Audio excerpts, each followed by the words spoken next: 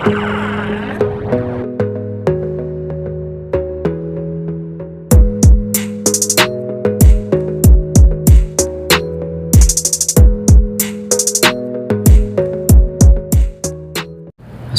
warahmatullahi wabarakatuh. Alhamdulillah wassalatu wassalamu ala Rasulillah Sayyidina wa maulana Muhammad bin Abdillah wa ala alihi wa ashabihi wa man tabi'ahum bi ihsanin ila yaumil qiyamah wa la haula wa la quwwata illa billah. Muba'da.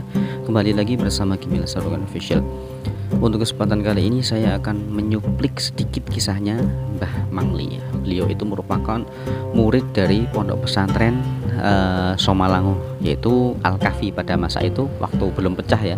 Sekarang kan pondok Somalangu itu sudah menjadi dua, Al-Kahfi dan Al-Falah. Dulu waktu Al-Falah itu belum ada, ya itu Mbah Mangli itu juga ngaji di sana. Ya konon dulu Mbah Mangli waktu ngaji di sana itu ya. Jadi ketika dari rumahnya terus berangkat ke pondok tersebut, jadi jarak sebelum sampai pondoknya itu di Kedung Bener itu sendalnya sudah dicopot dan beliau itu berjalannya ya sangat sopan sekali, tawadhu. Jadi beliau itu sendalnya sudah diangkat, beliau pegang seperti itu karena beliau sangat menghormati dengan ilmu. Jadi beliau itu sejak kecil juga sudah dituntut sama orang tuanya, ya suruh menghafalkan kitab Fathul Qorib dan menghafalkan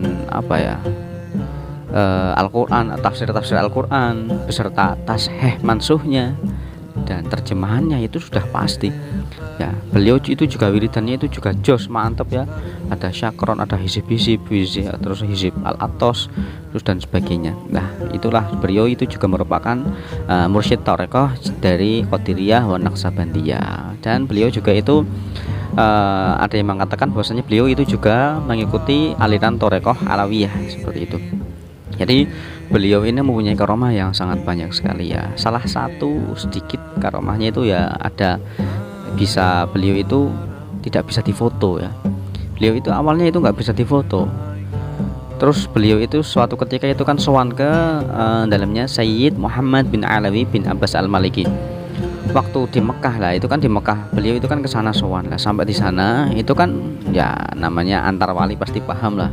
Sedangkan Mbah Mangli itu mungkin derajatnya itu di bawahnya Sayyid Muhammad, langsung dipeluk seperti ini, langsung menyuruh santrinya sowir lah, foto. Nah, setelah difoto itu bisa nampak, padahal tadinya tidak bisa nampak. Nah itu karena disikap sama Sayyid Muhammad, akhirnya bisa difoto. Dan fotonya itu yang saya tahu cuma ada dua ya. Yang satunya seperti ini satunya sedang disikap Sayyid Muhammad seperti ini. Dan beliau itu juga punya karomah itu bisa melipat bumi ya, melipat bumi. Jadi Mbah Mangli itu bisa mengisi pengajian di waktu yang sama di beberapa tempat, yang satu di Wonosobo, yang satu di Mangli, yang satunya di daerah Jakarta, bahkan ada yang di Sumatera dalam satu waktu. Dan anehnya ketika Mbah Mangli itu berceramah itu tidak beliau itu tidak pernah menggunakan mic, tidak pernah menggunakan mikrofon, padahal di situ yang menghadiri itu sampai ribuan. Dan ribuan orang itu tidak ada yang tidak mendengar, semuanya mendengar. Tetapi di sini ya tergantung keimanan. Kalau orang itu imanannya ya kuat, tinggi, itu pasti dengar. Kalau enggak ya enggak juga, seperti itu. Karena dulu Mbah saya juga pernah ngaji ya pas pengajiannya Mbah Mangli, katanya dengar itu padahal jauh dari Mbah Mangli. Dan Mbah Mangli itu enggak teriak-teriak begitu keras, enggak. Itu karena emang sudah menjadi karomahnya beliau seperti itu, jadi bisa didengar oleh banyak orang seperti itu. Dan Mbah Mangli itu bisa melipat bumi juga ya, melipat bumi. Jadi bisa cepat sana sini itu cuma dalam satu kedipan mata seperti itu. Juga itu Mbah Mangli ya itu ya bisa menjadi banyak juga ya, di sini di sana. Dulu seperti kisahnya Mbah Baihaqi Hasbullah yang dari Kebumen juga seperti itu.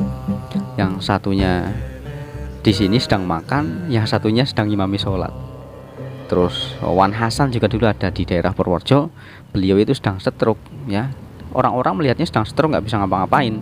Padahal di Kalimantan itu sedang membangun pondok sampai pondoknya jadi.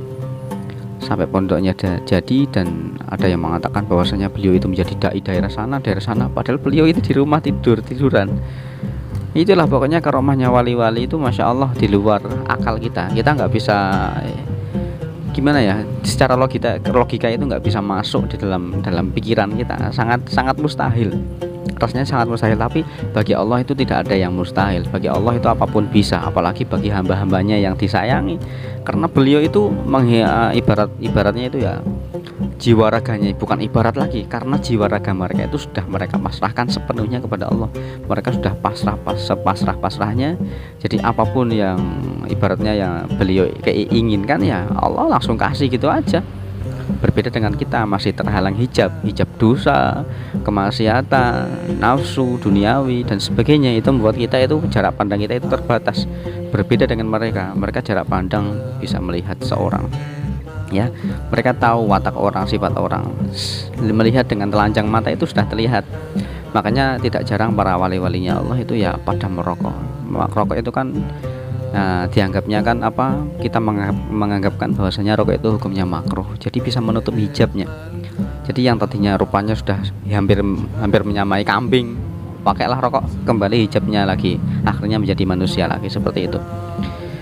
Ya dulu Imam Syafi'i juga seperti itu, mempelajari tentang ilmu yang seperti itu, mempelajari tentang apa ya, sifat-sifat, watak-watak seorang. Itu ngaji selama 2 tahun beliau itu. Ngaji selama 2 tahun dan akhirnya beliau itu menemui di suatu tempat di daerah yang dimana beliau itu ngaji, yang dulunya ngaji selama 2 tahun di sini kok ini tidak terbukti. Katanya kan di situ kalau tandanya itu seperti ini, maka orangnya itu pelit. Di kitab itu dijelaskan seperti itu. Dan akhirnya kitab ini nggak ada gunanya, akhirnya dibakar aja itu kitab, ya. Dibakar aja. Setelah dibakar itu, setelah mau pamit pulang ternyata suruh bayar. Tadinya kan suruh nginap di situ selama entah, saya lupa itu beberapa hari di sana nginap. Kok ini orangnya baik sekali ya, ramah sekali. Setelah mau pulang itu ditagih, ini kalau kamu di sini itu nggak gratis semuanya. Walah, ternyata benar juga. Nah itu Imam Syafi'i pun mempelajari tentang hal yang seperti itu. Tapi kalau kita ya lebih baiknya nggak usah ya. Imam Syafi'i itu kan punya kepentingan ya, sedangkan kita kepentingannya apa, cuma ingin melihat keburukan orang aja itu. Nah kalau niatnya baik sih nggak apa-apa. Tapi sekarang yang mempelajari tentang ilmu seperti itu ya sudah langka ya. Kalau ada pun itu cuma dari teks-teks, tidak ada yang mempelajarinya secara khusus, seperti itu. Jadi itulah kisahnya, sekelumit kisahnya Mbah Mangli. Dan beliau itu juga merupakan wali yang kontroversi ya, wali yang kontroversi. Jadi tidak jarang orang-orang, para kiai, para ulama itu juga banyak yang membencinya juga, karena ada sesuatu yang tidak bisa saya bicarakan di sini, karena itu merupakan aib.